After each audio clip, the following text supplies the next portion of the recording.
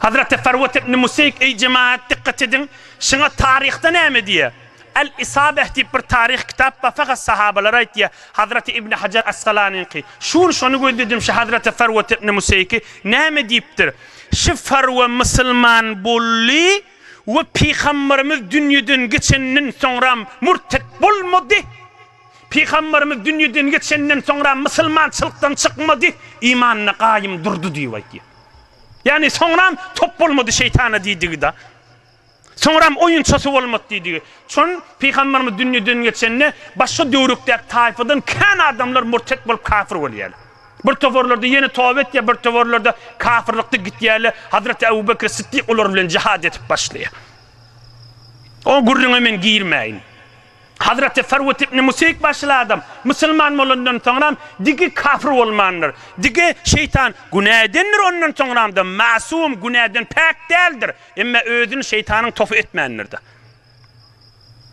Hatmen içinizde bir soru vardır. Men necire özüm qaimlayın. Amana senin men gelyen, menni burun allanıp giderin mi kamsa top bolup diýäňde, şoňa gitmejek bolsaň dua etmeli. Hudaya men şeytanın şerrinden sakla, men uzak gideyin diýmeli. Şu dua etsen Allah kabul edýär. Allah Erhamur Rahimin. Hudaya men qafiňdan ayırma diýmeli. Hudaya men qafiňdan ayırma diýmeli.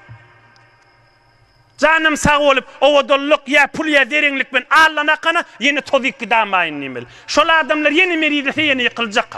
Yeni tövbeden olacak da. Yine yankıvırın ne molli? Bir adam şeytan maskaret ya, oyunu ya. Ahir onu piyavre diye ya hem karlarının arasında ya milletin içinde ahir onu oğlunun şoğundan ayrıya, erhileyinden ayrıya, ilgünden ayrıya, şol öz günahsinin içinde çümdürüp oklaya tamama vardı mı? Hoş denilen bidar dik koy veriyor da. Ey yaş oğlun, hakıl vururundur, derman vururundur, dinin manzının vururundur, aydılıp duran vururun, kadırın mı aydılyan vururun. Am tövbe etse, tövbe inni yol katıkken tövben şodur şu kafta açıkşıla adama. İştensiniz odurlu kan ağdalanır, hatta şu mübarek celese de ağdalanır, onu da teberrik ağdayın. Şeytan bir gün kellesini kum uyup ağlap durulmuştu. Tamam nükürler daşını işip, nema ağlayan ey padişahımız deyiptirler. Onunla aydiptir, tövbe ya dinli deyiptir. Bizim ediyen işimiz hiç deyiptir. Bir de günah Müslümanlar azdırır, günahkar eder, onlar da canı bilen tövbe etseli, hem günahları yuvalya, bizim zahmetimiz hiç olya deyiptir. Tövbe ayet iyinin neşdiri olur deyiptir. Şu tövbe ayet iyini, yani her kim canı bilen Hudaýyň kafsına girdi edin günahları yuvalya da, oham şeytan bir yol bayönü deyiptir. Adamların içine girin deyiptir.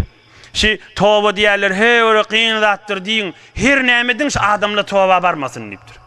Tövbe sen işin dädir diýmeli, tövbe diýerler, hey öyle sofa olup bilin uşamak, ol 60-70 yaşta olmalılar diýip. Hulasy her nämedin adamlaryň agzyna tövbe bermäň deyiptir. Tövbe girip Allah'ın kafsyna girse Allah'ın kafsy açyk deyiptir. Waswas edin, pikirlen harap edin deyiptir. Adamlaryň diline verin, kellesine verin deyiptir. Tövbe barp bolmaz. Ya wagda barjakmy şejrek wagda. Yo barma. Barsaň amel etmeliler, eşitsen günahın kanmalar, ondan çıp eşitmäniňe diýip adamlar oýnaýar da, maskara etýär da. Men niye barsam diye, eşterin niye, eşitsem qaytam etmesem günahım önküden ne kanmalar diye maskara edin şeytan deyiptir. Yoksa eşitipdi tövbe etseli, bula hemme zahmetimiz hiç bolýar deyiptir şeytan.